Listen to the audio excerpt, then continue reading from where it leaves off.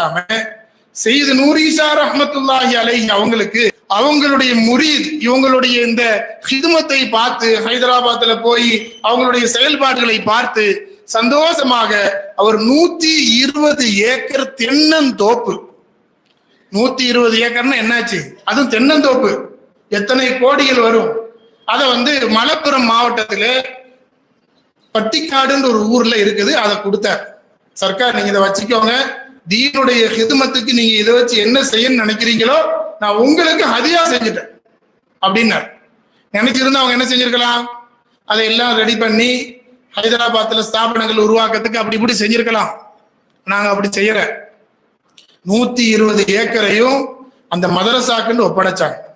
அப்ப என்ன பேர் வைக்கிறதுன்னு விஷயம் வந்துச்சு. சில பேர் சொன்னாங்க மலைபார் பாக்கியாத்து சாலிஹாத்துக்கு பேர் வைக்கலாம்.